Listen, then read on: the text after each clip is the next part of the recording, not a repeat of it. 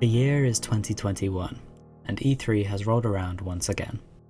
Fans have eagerly been awaiting news for the alleged sequel to Breath of the Wild, which had first been teased in E3 of 2019, 2 whole years prior. In the last showcase of the Nintendo Direct, we hear the familiar snap of the Switch logo, and we are greeted with the familiar sight of Malice and our hero struggling to overcome it. We see Princess Zelda fall into endless darkness, and our minds flood with hundreds of questions. What's happening to Link?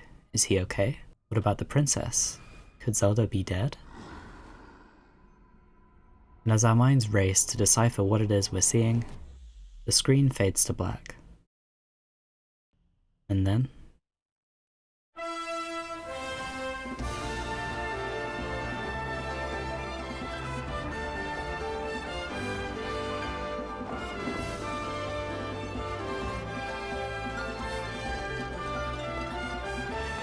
when we saw these initial shots of Link descending from high up in the sky onto islands floating among the clouds, the speculation floodgates were flung right open.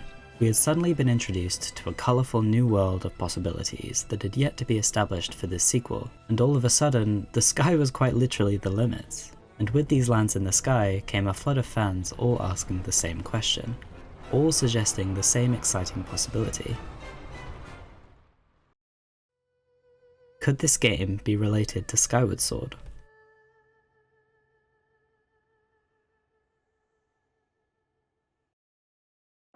There's no denying that such an idea is compelling. With the presence of islands in the sky, and Tears of the Kingdom shaping up to be an epic climax of everything that Zelda has built up so far, it would make a lot of sense to tie everything together by returning to where it all started. Not only is this narratively satisfying, but it also pays homage to the game that paved the way for a new era of Zelda games. The open-air format was a direct response to the dissatisfaction that came from Skyward Sword's linear game structure. However, in the 6 years that we have so patiently awaited this next installment in the Legend of Zelda franchise, there has been little substantial evidence to make a convincing case about this connection. Sure, the Sky Islands are something integral to Skyward Sword, and the connection does make some sort of narrative sense, but Sky Islands are nothing new to the Zelda franchise. From the Palace of Winds in Minish Cap to the City in the Sky in Twilight Princess, there is very little that can be definitively pinned down to Skyward Sword in particular. And sure, the Spring of Power in Breath of the Wild very strongly resembles the Spring of Earth from Skyward Sword. And yes, there's Shamai at the Woodland Stable who speaks of flying away to the land in the clouds, and riding a really big bird, but do we interpret these as definitive proof that Skyward Sword is closely connected to this game, or are these just fun little homages to past games alongside the hundreds of others that can also be found in Breath of the Wild? Because of this lack of definitive evidence, there have been very few believable theories, in my opinion, that talk about elements of Skyward Sword potentially featuring in this game. In particular, the idea that places like Skyloft could see a return. Once again, it's extremely compelling, but we have nothing to substantiate such a concept. That is, until this most recent trailer. Just this Thursday, we received one final pre-launch trailer for Tears of the Kingdom, and wow was it packed with content. It's very clear to see that the Zelda team were holding back in previous teasers, just so that this one could be all the more impactful, and impactful it is. In just under 4 minutes of footage, we were presented with so much new content that I could sit here for hours talking about potential theories and ideas, but for the sake of time, I've chosen to examine just one of these. This theory started for me when I was looking back over the footage of the trailer with a friend. What caught our attention was the architecture of some of the structures in these shots of Link and Tulin, seemingly navigating through the storm that is assaulting the Hebra province. What we found interesting is that these structures don't seem to resemble the style of buildings that we have seen across any of the Sky Islands so far, the designs that we have been attributing to the Zonai. Just by comparing the two, you can see obvious differences. Note the contrast in colour, as well as the triangle patterns on these structures that don't seem to appear elsewhere in the skies. It's also hard to tell just from this footage, but there is no dragon imagery to be found either, nor are there any of the strange pedestals that resemble lotus flowers. I think it's then reasonable to assume from this that these structures were built by a separate group of people, not the ones responsible for the constructs and the other Sky Island structures. This then begs the question, who? In order to better answer this question, I wanted to take a look at some of the other features in these shots, the most prominent of which being these massive ships that seem to be travelling either around or up the storm. Even at a glance, these ships very strongly resemble the designs of Old Norse ships, particularly the Naglfar, a boat said to be made from the finger and toenails of the dead. I'm so sorry if I messed up that pronunciation. Considering how these ships are strongly reminiscent of the Ghost ship from previous Zelda games, I find this connection quite interesting. These protrusions at the side strongly resemble the oars of Norse ships, and the general shape, with a singular sail and a mast in the shape of a beast, seemingly some sort of bird, all seem to suggest that these designs were influenced by Old Norse ships to some degree. Interestingly, however, the sails of these ships seem to extend beyond what you might expect, creating a sort of cover over the top of the ship. I was initially confused as to what the significance of this was, but if you pause right at the beginning of the shot where Link and Tulin are shot upwards into the sky, you can actually see that they appear to be bouncing off of these ships. It's here that we can actually get a detailed look at the sails themselves. The design style seems to match that of the architecture we see in this area, suggesting that these ships are made by the same people. Even more interesting than that, however, is this sigil here, which clearly depicts the talons of a bird. When I and many others saw this, the immediate assumption was that all of these structures and ships must belong to the Rito. They are the only race in Breath of the Wild that have talons, and when you consider that we are in the Hebrew region, and the fact that Link appears to be navigating through this place alongside a member of the Rito, it all seems to add up. The question then becomes, why are we seeing Rito structures in the sky? Are these new structures that were built in the time between Breath of the Wild and now? The fact that both Tulin and Riju appear to have aged significantly from their Breath of the Wild counterparts suggests a good amount of time has passed, so this isn't impossible.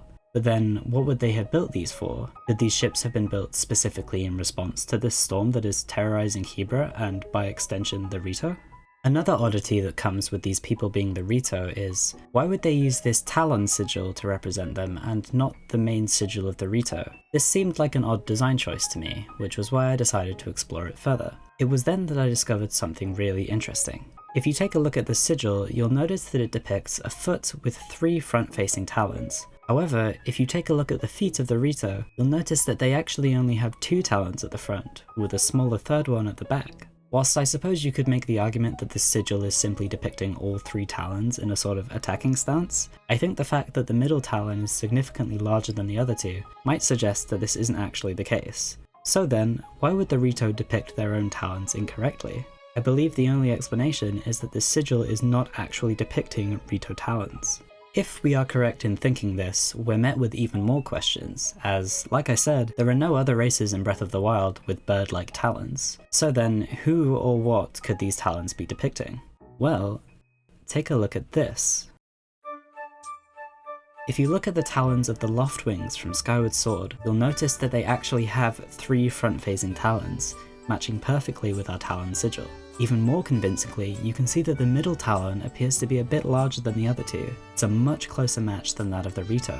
If we are right in thinking that this sigil is then depicting the talons of a Loftwing, then our candidates for the people responsible for these ships and this architecture are narrowed down dramatically. Beyond the Hylians, there is only one other sect of people who are well known for depicting Loftwing imagery in their designs and sigils. Could it be that these creations actually originate from Skyloft? Once we adopt this line of thinking, suddenly a lot of pieces start to fit into place. I thought it was odd that the Rito might be making ships for traversing a storm like this. Surely the one race in Hyrule that is capable of flight would not need to build vehicles to allow them to do so. Rather, it would make more sense if these ships were built by people that have some sort of connection with the sky, but they themselves are incapable of flight. Who else could this be than the people of Skyloft? It's also worth noting that none of the Rito structures in Breath of the Wild resemble these strange pillars we can see floating around in the storm. The Rito village is constructed primarily of wood, so these pillars being made of stone doesn't match up quite right. If we instead take a look at some of the architecture of Skyloft, whilst it's far from a perfect match, we can see some interesting similarities. If you take a look at some of the house designs, you'll notice that they share many of the same colours we can see in the ship sail and in the stone pillar. Furthermore, rather than just wood, the people of Skyloft use a combination of wood, brick and stone to build their houses, which is a much closer match to what we're seeing here.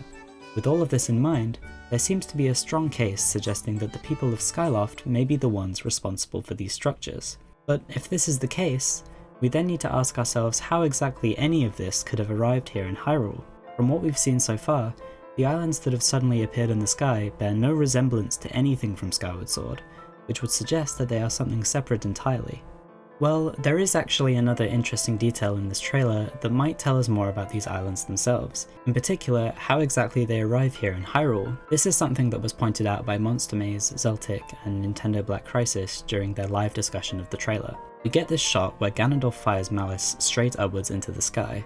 Then all of a sudden it seems to hit some sort of invisible wall or surface before rippling out and sending Malice back down across the kingdom. I believe this shot is then followed by this one from earlier in the trailer, where we see a few glimpses of Hyrule Castle rising upwards as huge amounts of rubble seem to fall down from the sky, far more than what we can see during gameplay. This would suggest that this is the moment where the Sky Islands begin falling down, some of them remaining in the sky and others crashing down onto Hyrule. It's very possible that what we're seeing here is actually Ganondorf destroying the sky barrier that was put in place by Hylia in the events depicted by Skyward Sword. The way that this blast of Malice is suddenly met by some invisible force in the sky can only be interpreted as it colliding with some sort of invisible barrier. And what other barrier could this be than that of Skyward Sword's?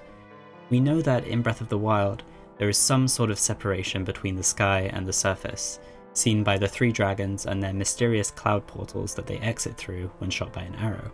This section of the trailer seems to suggest that this is indeed the sky barrier from Skyward Sword, which is why we can now see dragons freely roaming the skies of Hyrule as well. If this is the case, we are now seeing substantial evidence that Skyward Sword is playing an important role in this game, which would further solidify the claim that the stuff in Hebra is Skyloftian, for lack of a better word. But what exactly are these ships and structures doing in Hebra of all places? Hebra doesn't really have any strong ties to Skyloft, so at face value, this seems like a bit of a strange place for these things to show up. Well, there's actually really strong evidence to suggest that Skyloft may have been located around this general area.